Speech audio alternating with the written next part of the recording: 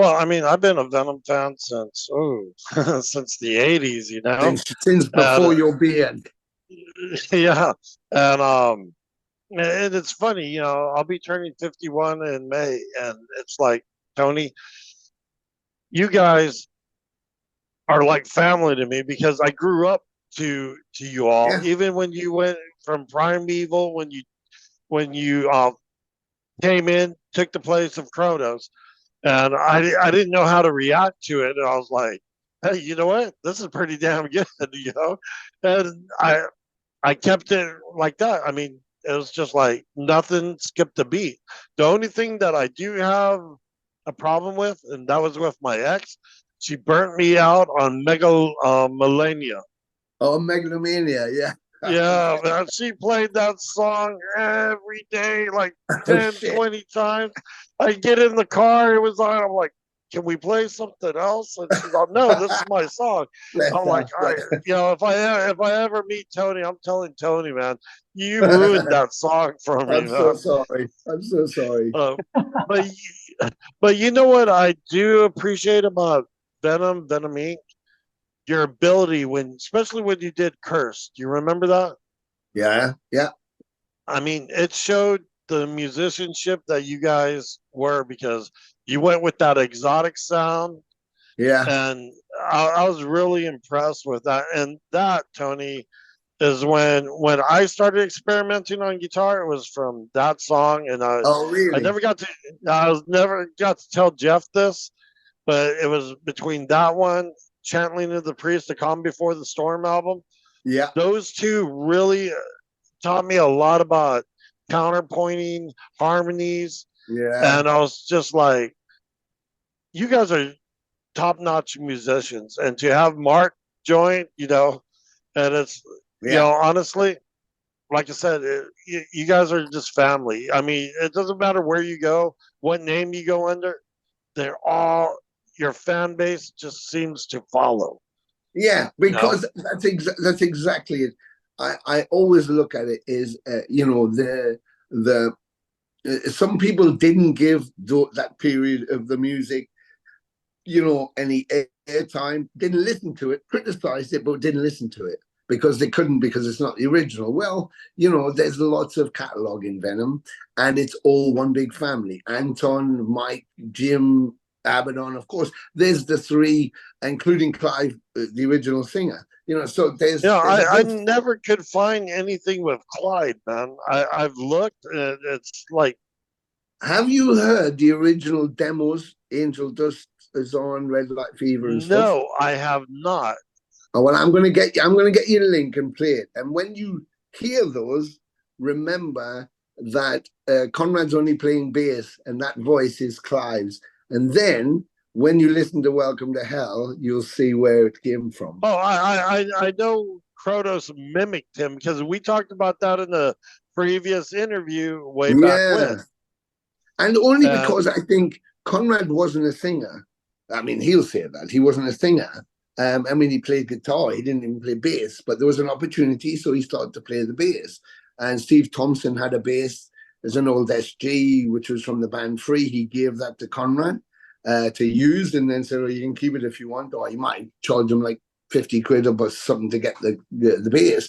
But the idea was "Live Like an Angel," that Conrad would sing that song that Jeff wrote, while Clive went and got changed, a bit like Ghost. He was going to kind of do that costume stuff, and Conrad would sing that song. Clive then left the band. Conrad was already singing "Live Like an Angel" live, and I saw their first 3 or 4 shows. I think 3 shows in just in church halls, with about 20 other people with Clive, and it was pretty chaotic and pretty much a mess. But there was something I just was drawn to with it,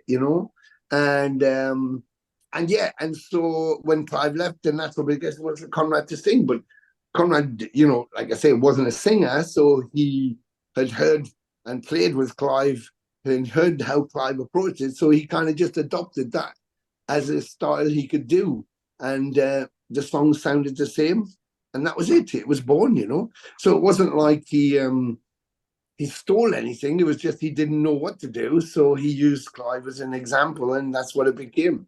But most people don't know that. But I think the fan base as well, all the fan base across the planet, whatever position you come into when you find Venom, you have the richness of all of the albums, all the diversity, all the players, all the family, and you can pick and choose what you like, of course. You know, I'm sure you have a favorite Motorhead album. Someone has a favorite Motorhead album and not a favorite Motorhead album, or Black Sabbath album and not a favorite Black Sabbath album. You know, nobody with that amount of material is going to be hitting, you know, the apex every single time. For fans, because it just doesn't happen. You know, your perfect album is that perfect moment in time, and you can't replicate that, but you can create new moments in time, and that's what we should be doing. Don't worry about 1982 or 1979 and wanting to feel like that again. That's what will happen at a live show. When you come to the live show, that's where you let yourself go and you become that child or that teenager again. But you create new moments as you go along, but only if you want to, only if you're still into the music, only if you still love it, only if you still have that passion, only if you still have that expression, you know. And I'm sure Mark will say the same, and yourself as a musician. You know, if you get to a point where you think, that's it, I can't get any better than I am, then you should stop doing it. But nobody does that.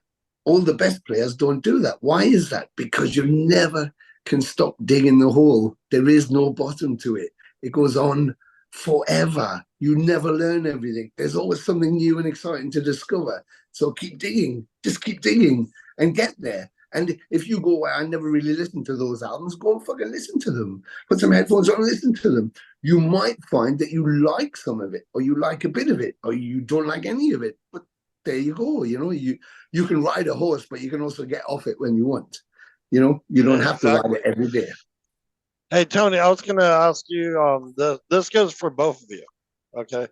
What are your favorite Venom albums that you, Tony, had a pleasure of singing, and, you know, even honor the ones that you created? And Mark, same thing. What is your favorite Venom Inc. album? Personally, I'll just go first. Personally, I love all the singles, but I think album-wise, Welcome to Hell still is my.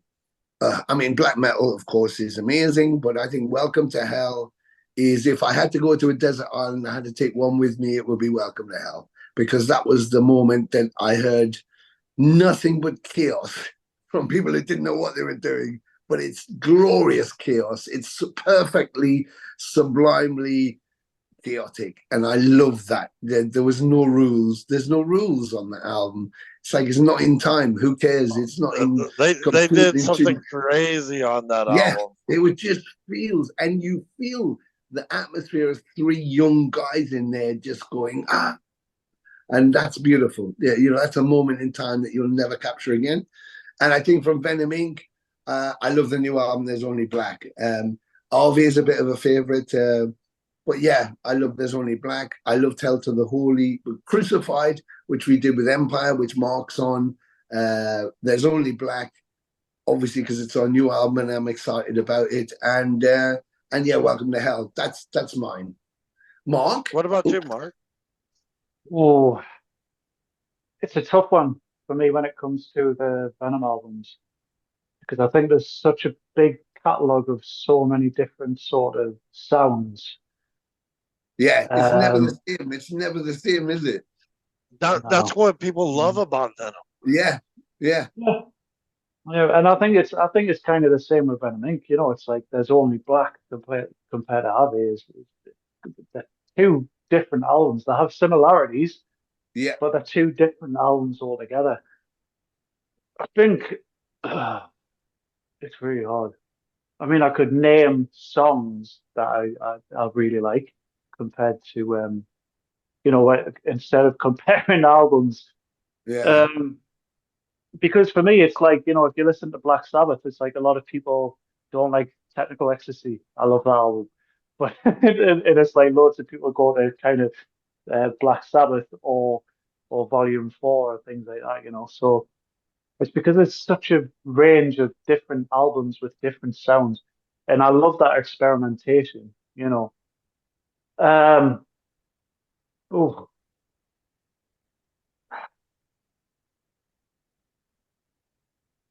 There's Only Black. That song in particular is a big favorite of mine when it comes to Venom Inc. I think performance-wise, it has a lot of energy. It obviously has a lot of meaning to it. Not just because it's related to what happened with Mandis, but overall, I think it makes sense for life in general, about what happens to humans or anything on this planet. Um, so I would lean towards There's Only Black because that song is on there. And yeah, Venom wise, it's got to be black metal or Welcome to Hell. It's hard to kind of Yeah. which one Yeah. individually. Would you say For that? Would me, you say the one that's in time, Mark? I don't know. I'm not sure which one it was, but one of them. I'm pretty sure the metronome must have moved somewhere. Yeah, yeah, that happens. That does happen a lot. Yeah, the click just Yeah, if you don't off yeah, like that. it's Yeah. just that way.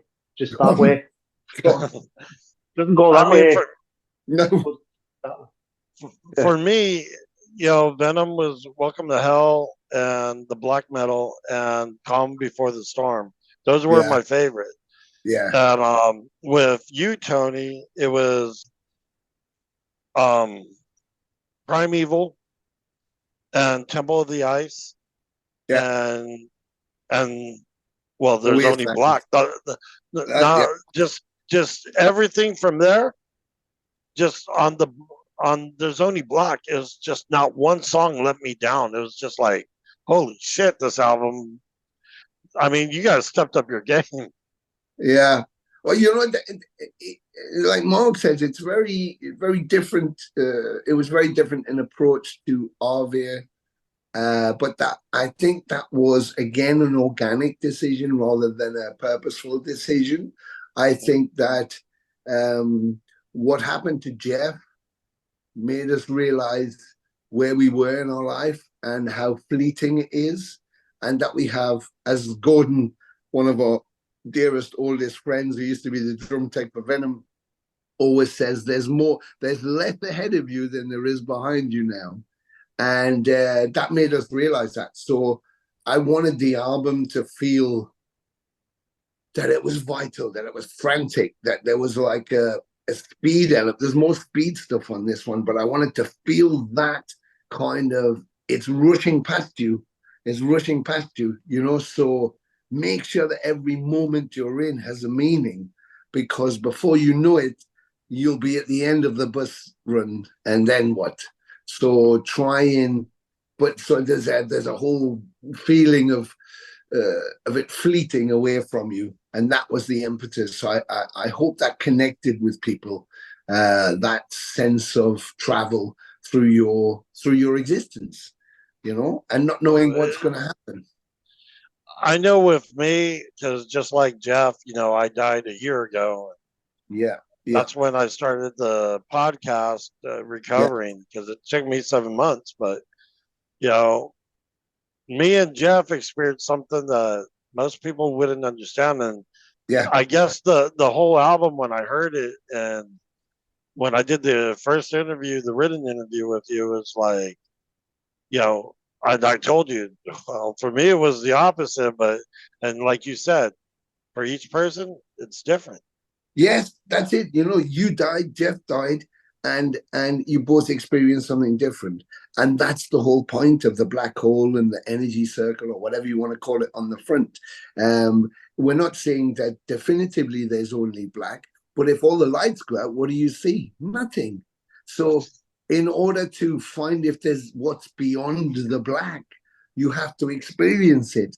And if Jeff had broke his leg, or he'd fell off a mountain, or he'd I don't know, had a head trauma, or been in a coma and came back, you can kind of, well, maybe not a coma, but with most events where people are being heard, you can kind of support them, you can kind of relate in some way to pain and all of that. But when somebody comes back and they've actually died, it's a total different feeling.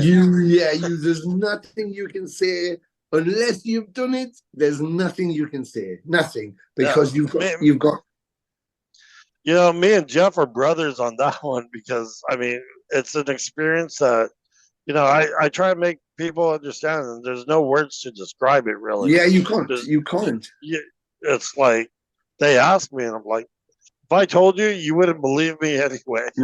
No. And it's like someone describing the end of the universe. What's after the last star. They can tell you. You might be even to see a picture of it, but it has no meaning until you're doing it. It has no meaning until you're doing it. And that's the symbolism with the black hole, as we said before, is that, they didn't know what was in a black hole, what happened inside a black hole. Now they didn't think anything came back out. Now they know energy comes back out. But before they didn't know. But in order to actually definitively know what happens inside a black hole, you have to go into a black hole. However, if you go into a black hole, you're not coming back out. So only you will know. You won't even be able to tell anybody. There'll be no way to communicate it to anybody. And that's like death. Only you die, your death. So you go where you go. Everybody else goes where they go. So, it's probably the one point of existence that only you can experience. And that's the reason of having the black hole and inviting people to come into the album. If you go in to experience it, regardless of what I say, regardless of what someone tells you, you have to go in there, experience it. If you come out and you're not moved by it, then you're not moved by it. If you might find something, you might find everything, you might find nothing, but you have to go in there to find out. So that was the whole idea, symbolic of those questions, like what happens when you die? What happens at the beginning of the universe? What happened before the Big Bang? All those questions we ask. Tony, I want to thank you guys. Sorry, that's good. Go ahead, Mark. Go ahead, Mark. I was going to say that's the beauty of music, though, isn't it? The connection and how powerful music really is on this planet. There's nothing like it. And it brings people together, and music is a personal thing, and it's about what you can connect to emotionally. Whether it's happy, sad, or anything, any emotion that you feel, there's going to be something that you connect to, that you can relate to, something that you might have gone through in your life. That's where music is important. And I think when it's something as meaningful as what Tony's just described, and what you've been through, and what Mantis has been through, and what other people have been through, it's that relevance to those people that can really connect to them and actually bring them kind of closer to whatever they're hearing. And I think that's the really important thing about music, that it brings people together and you can relate to it with what you've gone through in your life, and that is a powerful thing, a very powerful thing. And about the bringing it together, if you remember, Mark, we were in Japan, in Osaka. We went to a record store, and it was a Q&A. And when we got there, they had a PA set up and 2 guitars. And I was like, what's going on? They were like, well, we thought you could play some songs. It's like, no, it's just a question and answer thing. They just, no, you could do some songs. Yeah. But it's just a question and answer. No, we have a PA. I'm like, okay. So I said, Jeff, we're going to play some songs. And Mark, we're going to play some songs. You were like, what? I don't have a kit. It was like, oh, so you find a box. And then Jeff gets a guitar. And then we sat there in front of an audience of about 110 people. All with briefcases and suits and and we were a-cappellaing or playing blues versions of Venom songs. And I remember doing In League with Satan, and do you got any of this recorded? It's on YouTube. There is some stuff on YouTube, yeah. I'm gonna have to look for this. they sang really sitting up properly, clapping their hands. They sung in league with Satan as we played it like acoustically. Now, at the end, we couldn't speak to any of them because not one of them spoke English. But the power of the music was they sung every song. And I think the idea was we were going to do a question and answer in a record store. And then at the end, we might play a song. And we ended up playing like 1.5. We played a longer gig than the gig the next day in this record store. And nobody asked any questions. We go like, okay, so that was that. Anybody got a question? Play Bloodlust? Okay. Anybody got any questions? Play Witching Hour. It's like, for fuck's sake. It was mental. It was great. I mean, that's the thing, man. It's like, you know, during lockdown, which I'm sure, you know, everyone felt hard, was difficult. You know, I was working in the house during lockdown, but there was no one else around. So it was like, one thing that I noticed was, yes, I was really practicing as much as I could because I thought, right, I'm not really working now. I'm not that busy. I'm going to practice as much as I could. But it come to the point where it was like there was like I was hitting a wall. Not as such progression as a musician, but it made me realize the importance of actually being around people who love music, to actually get that sort of to be able to relate to that passion and have that connection. And that's the thing. I mean, as soon as lockdown, it was lifted a little bit and you could actually meet people and jam with people, it actually really helped me to get my love for music back. It's like, yes, I was listening to music in the house and still loved it, but playing music was a different thing altogether. And as soon as lockdown was lifted, you know, I mean, the first thing I played was Bloodstock with Acid Rain. And it was everyone coming together, you know, at a festival. And it's like, why do you think so many people just went, oh, right, okay, so lockdown's over. What we're going to do? Or we're just going to kind of like meet up with friends and stuff like that. Or we're just going to go to a festival full of thousands of people, even though this virus hasn't fully gone away, to be part of music again because it brings people together. And that's exactly what happened. And it just shows you that you need people there to be able to actually have that connection in music, because that is what music does. It brings people together. And it really helped me as a musician as well, realizing that I need people around to be able to feed off their energy for music, which really, really helped, you know, big time. And that's the power of music. Yeah. Yeah. Very cool. Yeah, man, during lockdown, I realized one thing.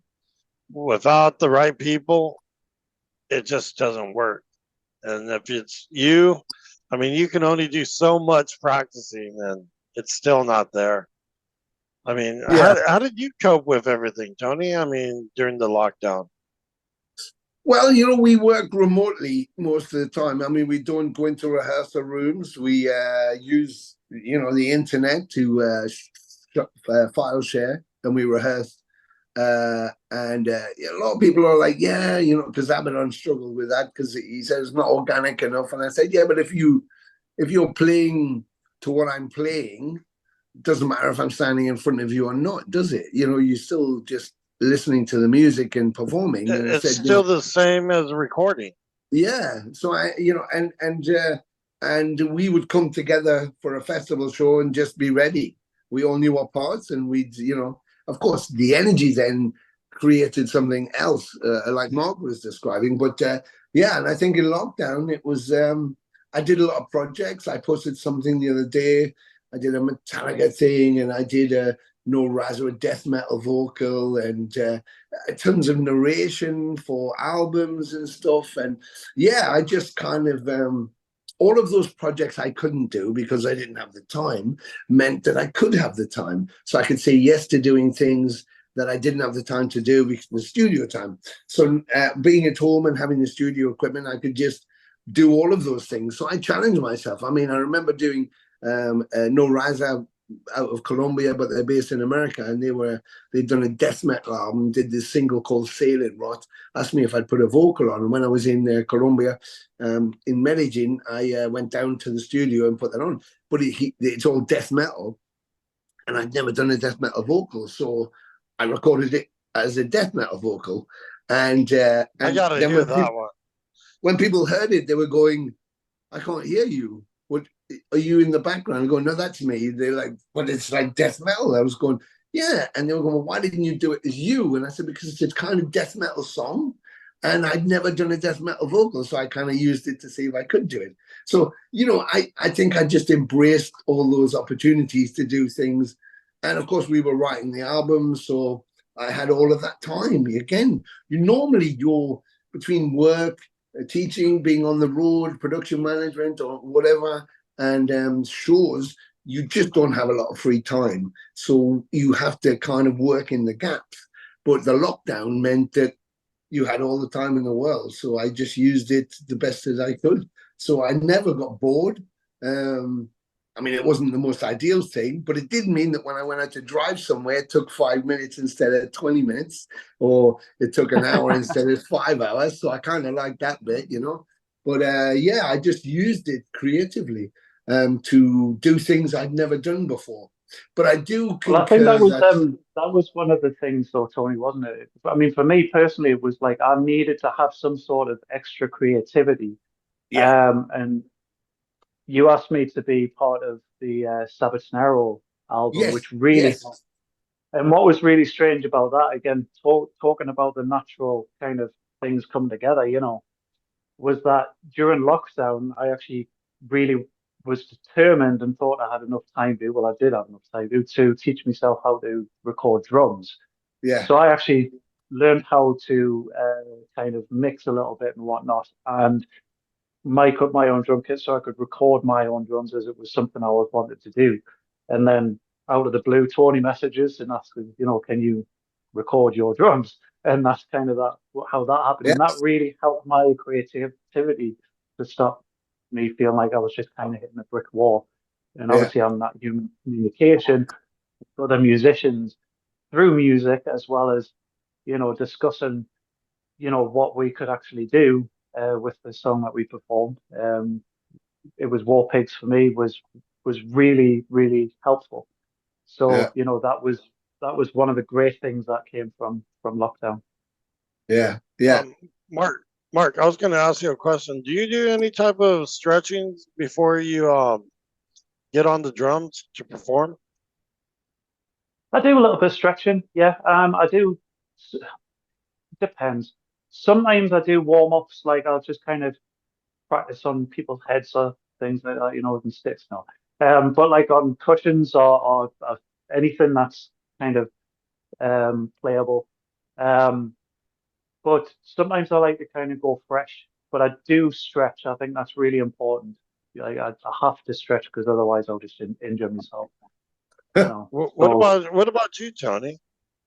Yeah, I usually stretch Jeff as much as I can because otherwise he'll injure himself. And he's still not any taller, I know. I've been stretching him for fucking 40 years and he's still only little. No, no, really. I mean, I mean, for my age, I'm in pretty good condition. So I kind of train every day. I swim a lot and I do my cardio. So, I keep myself fit out of sorts, ready for, because sometimes a show might come in, next week or something. And I'm always kind of, when the machine's oiled, we're just ready to go at any point. So I like to be ready. But before going on stage, not really. On the Any bigger vocal stages, warm-ups? Vocal, yeah, I do some climate adjusting. So I'll do a wet towel if I don't have a mask for breathing, or a little cap I have where I can control airflow. So I'll breathe through that. I like it hot. The hotter it is, the better. So the more sweaty I am, the more I like it, because the Demolition Man loves that kind of stuff. So the more uncomfortable he is, the better he likes it. For me, Tony, I like to be ready for that. But yeah, I'll do some breathing exercises mainly because just to oxygenate the blood. If you wet a towel, for example, and I hold it over, I walk around breathing through that, and then when I take it off, the minute you take oxygen in, your blood just goes crazy. It fills with oxygen, so you feel kind of elated and bigger, and then you've got all that vocal power. And then once you're into it, that's your exercising. You're off. Yeah, don't do so much scaling and stuff now. I make sure I've smoked a bit, make sure I've had a bit of whiskey, and I'm ready to go. A bit lemmy. So, but yeah, physically, I'm already ready to go for it. So yeah, I don't do anything extraordinary.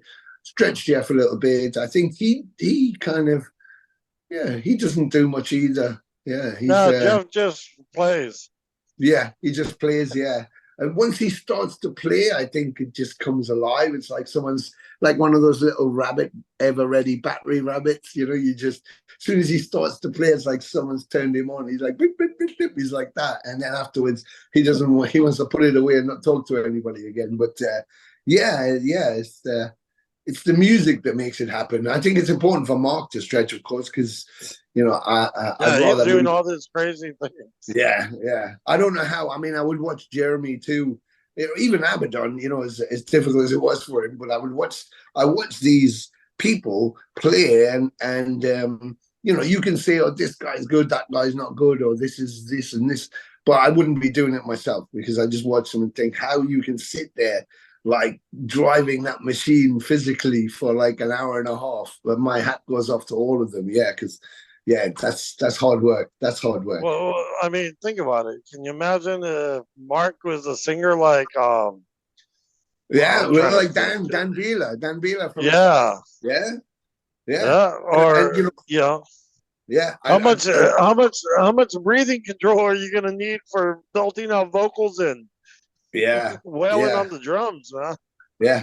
And if I went to see a couple of times when they're in London, their friends, of course, Alan and the boys. But watching Dan, you just think, holy fuck. I mean, yeah, how are you doing that? How are you doing that? Still playing with that intensity and singing it too. It's like, wow, impressive. Very impressive. I know Mike Browning from Nocturnus AD. I'm not sure if you know.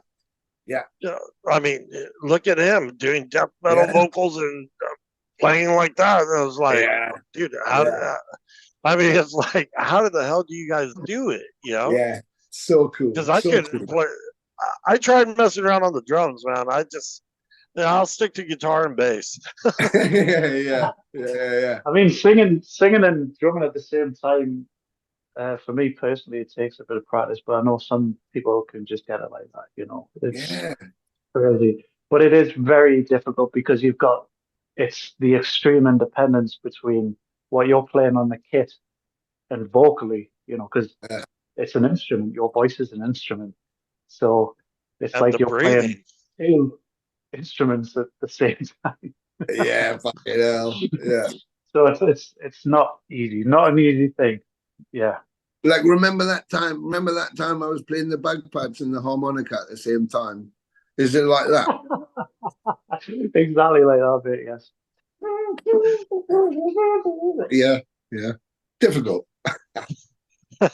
Hey Tony, if you guys are free in December, I'm gonna be getting married over there in the Philippines. Yeah, in the Philippines. If you're free and you're not doing anything, go to Cebu and I'll get you guys some Airbnb hotels, for your. That sounds amazing. That would be wonderful. I'd love to be there. That would be great. Fantastic. Congratulations. Thank you. Same to you, Marc, and my beautiful wife, Rose. Thank you. And that's what I was down there getting all the paperwork set up and all that. Yeah. So brilliant. Well, thank you.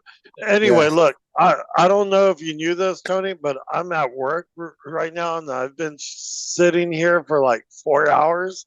Oh shit! Yeah. Oh, we better go. We better go. Yeah. Hey, thank you guys, and this podcast will be up either today or tomorrow. No, right. Brilliant. Perfect. Thank you so much. It was so much fun, and thank you for having me and Jackson. It's the first one we've done together. It's the first one we've done, so it's an exclusive. No, it is. It is. I Yeah. mean, Jackson, it's a pleasure to meet you. Welcome to the Venom You Inc. too. family. And by the way, Thank you. I don't know if you knew this, but Pure Metal of Gods, and Tony can tell you, this is like their channel. I mean, literally, I'm always doing interviews with them. So, I would love to do interviews with Control the Storm later on if it's And that would be possible when great. you guys are, yeah, Yeah. when you're free. And I know you're going to be touring with Jeff very soon in South America. Possessed. Yeah. I'll Tell get Jeff I said hello. I will. We'll give you a little tug, and me and him will do a quick hello video for you, and you can I put it up appreciate there. it, Tony. Appreciate it. Or Thank you. I'll do a FaceTime or something, and then you can say hello yourself. All right, I appreciate it. Or just send me it on YouTube, not on Okay. YouTube, WhatsApp. Okay, let's do that. And Mark, whenever you guys want to do anything with your side project, just hit me up. My channel's not big, but it's growing, And Cool, man. Appreciate it. Thank you very much. It's thanks to Tony and his fan base too has been great. To Pure Metal Gods, I want to tell them thank you. I'm a Venom fanatic just like them. So, but Tony, Venom, Venom Inc, it's one family. One family yeah. Overall. We don't distinguish. Yep. We love all of us together. We're all part of the same thing. It doesn't matter. There's no division with me or any of it. So don't be divided. Be as one. It's all the legions, and this is why we're here. And it doesn't matter if you begin in the middle, at the beginning, at the end. It's all there to be loved, and that's the whole point. So yeah, support Venom, support Venom Inc, and that's it. I was gonna ask you, are you doing anything different with Stan for any of the shows? You can't even give me a little bit. I know. It's all a bit ooh. So let's wait to see. It's the new season, so I don't want to give anything away. Okay. Now, quick question. Do you got any new links that you want to promote? Send them me through WhatsApp so I can add them to the YouTube video. Yeah, I think we should get Marc's the Acid Rain boys and Control the Storm and I'll give you our new web stuff soon. Yeah, we'll get them up. That would be brilliant. Thank you. No problem, Mark. Thank you. I'm gonna use for like the intro. There's Only Black. Or if you want me to use another song, I can use the other song, but I know you guys are promoting. Yeah, I think yeah. If you opened with There's Only Black and maybe close with Come to Me, that would be perfect. All right, I can do that. Yeah, or vice versa, whichever one you want to do. Those two to top and tail would be perfect. All right, yeah, I can do it. No problem. Yeah. Thank you so much. No, thank you guys for being a part of Pure Metal Gods, and always a pleasure. And support Pure Metal Gods, you motherfucking lovely bunch of bastards. And he's got to get back to work. Yeah, unfortunately, I got to make money for my wedding in Cebu. Well, yeah, and me and Marc are going to come and party, so you need some extra bucks in your pocket there because we're not cheap, are we, Marc? No. Oh, man. I know Tony can drink. I just don't know about you, Mark. Oh, I can drink. Yeah, he can drink. And I can eat as well. So if you've got food there. He can fucking eat. He's about 6'7". He can drink and eat the whole fucking forest he can do it. Have you guys ever had Filipino rum? No. Okay, tell you what I'm going to do. When I go to Cebu, if you guys don't make it, on me, I will get you a nice bottle of Filipino rum. Oh. You guys can hammer it down wherever you guys are and enjoy it. I've never ever had it, but just the idea of it has made my legs go numb already. Well, tell you what, you're in for a treat because last time I drank it, and that was a couple of years ago, and Tell you what, it was like moonshine. Have you ever had moonshine? Oh yeah, fucking hell. The last time I had moonshine, I was a guy called Dave living on a tent on the moon for a week, I think. Well, it's almost just as good as moonshine, but if it wasn't for that moonshine, I don't know what the effect would have been, but I know me and my guitarist, we both drank that because he's from the Philippines, and we had a huge party.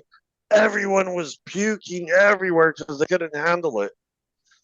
Oh my God! It sounds delicious. I haven't puked for ages. Oh, dude, you'll love it, and I'll get you 2 different bottles. That way, one for Mark, for you and your band over there. Get them plastered. Yeah, brilliant. But have you guys been to the Philippines? Projectile vomiting everywhere. Have you guys ever been in the Philippines? No. Honestly, you need to come when I'm down there, and we'll go out to the beaches and all that. Yeah, it sounds amazing. It's always one of those bucket list things, but not yet. I mean, we go to Jakarta, Indonesia, so that's as kind of close as we get. But yeah. All right. Well, there's an invitation for you guys. Thank you so much. Much appreciated. We will do that. Maybe on our way to Australia. Yeah. Well, even if it's for a short little trip, just come on. I want you to be my best man, Tony. Very honored. That would be amazing. Okay, we'll see what we can do about that. Yeah, brilliant. All right, brilliant. Man. I appreciate it, man. Hey, I love you guys. Have a great day. Thank you, Mark. Thank you. And it was an honor to have you here, Mark. And so come to me.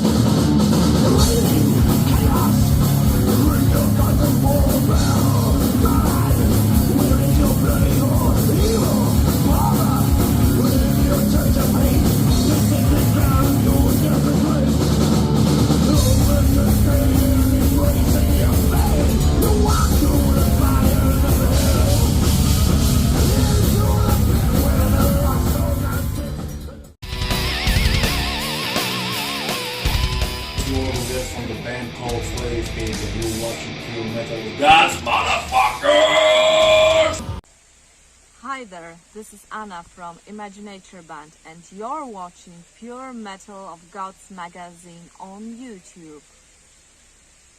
Matt Cavalera here, man, sending you good metal vibes. Good luck with your podcast. Good company. Keep it metal. Keep supporting the metal world, the whole universe of metal. This is Sasha and Andre from Major Moments. You're watching Pure Metal of Gods on YouTube. Rock on! Hello, my name is Tommi Manninen and this is Sketch Open!